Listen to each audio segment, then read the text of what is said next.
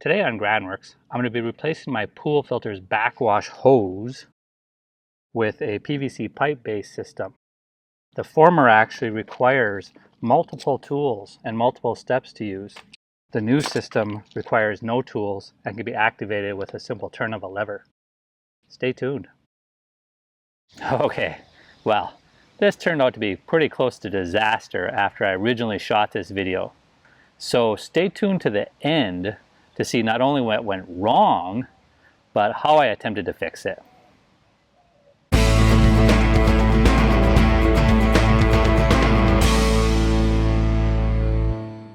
We have a DE filter which needs to be backwashed regularly. The backwash valve leaks, so I installed a screw-on cap a few years ago. This requires a wide mouth wrench and a decent amount of strength to open and close. That alone is enough to discourage us from backwashing. The next step is to attach the hose. This requires a hose clamp, which I recently lost, to cinch it tight. We use a drill with a specific hex driver to do that. Those are tools 2 and 3 that are required to do a backwash. The hose too should be dried out and curled up for storage, but that's too much of a pain, so we let it sit out. And the AZ sun absolutely destroys the hose then in the span of a summer or two.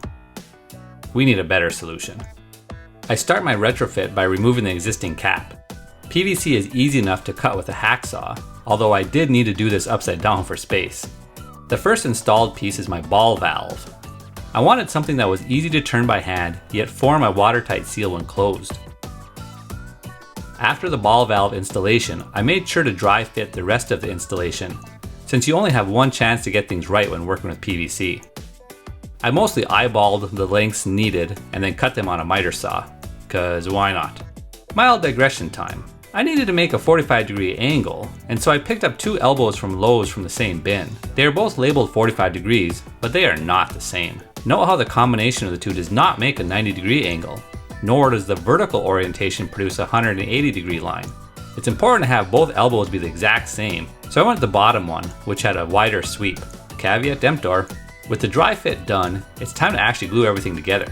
My first step with surface prep is to sand the pieces, although that's not technically needed since I'm using a primer. The primer will soften it up on its own. Next up is the primer, which is also technically not necessary since the glue I'm using is formulated to work without a primer in non-pressure applications, and this is a non-pressure application.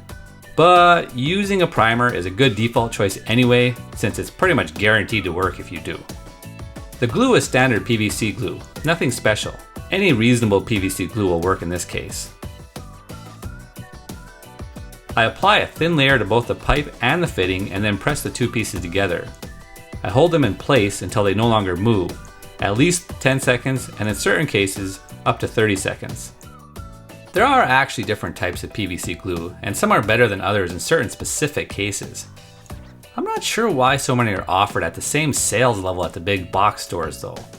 The regular, which I would define as the medium body plus fast set, is going to be fine for 99% of the cases, but the other 1% needing the specialty formulas, maybe thicker or take longer to actually set. But why not break those out specially? The pipe curves back towards the fence and then follows it along for a span. I will eventually install some pipe clips to the fence to hold the pipe in place, but since I don't have them right now, for now, I'm just holding them up with some spare blocks that I have lying around.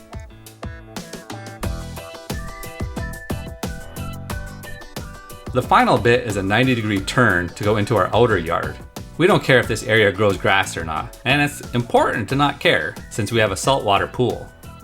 Frequent backwashing with saltwater pool can wreak havoc on grass. And that's it. Take out my lunch break and a trip to Lowe's to get matching 45-degree elbows for real this time. And this was all done in less than an hour, with every step being very simple. We have high hopes that it'll make our backwashing infinitely easier, and then maybe we'll actually do it on the schedule we're supposed to do it on.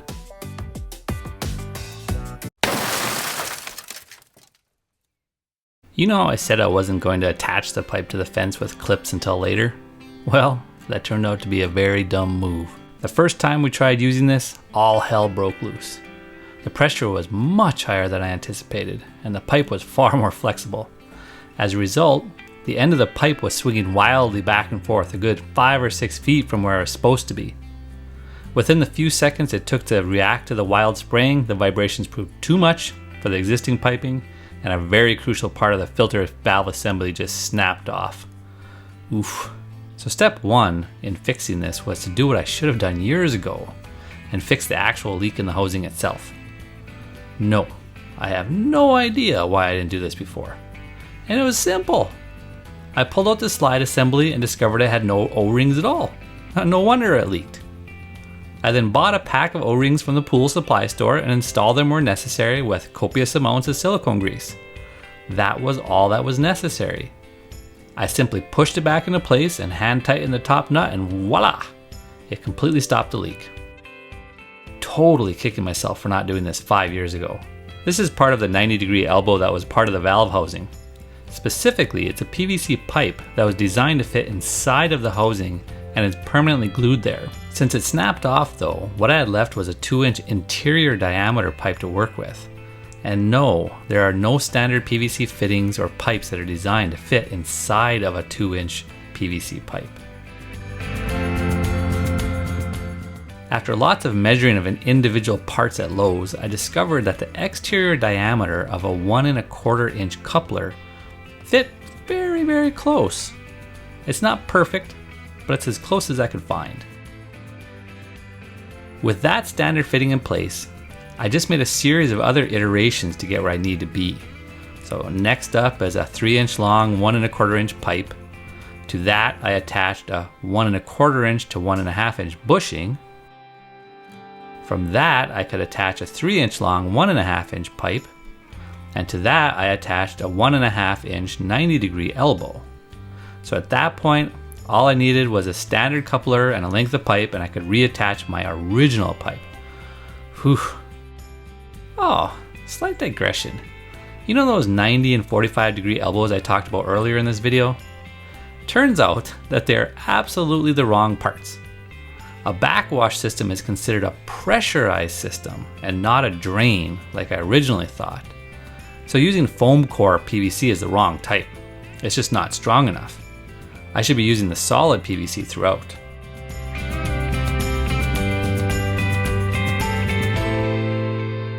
The final crucial step before activating the pump was to install the clips that I should have installed in the first place. I got some galvanized metal clips for strength.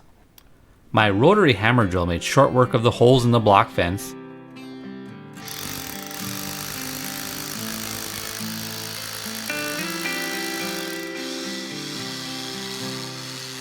And then I just used those standard blue masonry screws to secure it.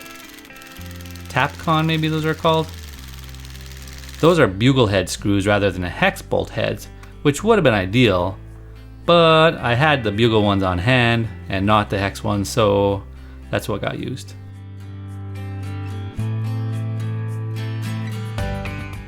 Now the outlet point got multiple clips to not only keep it from going back, but also from keeping it moving up and down. In the end, yep, it worked. You can see the volume of water and presumed pressure, but the pipe doesn't budge even a fraction of an inch this time. Finally. Whew.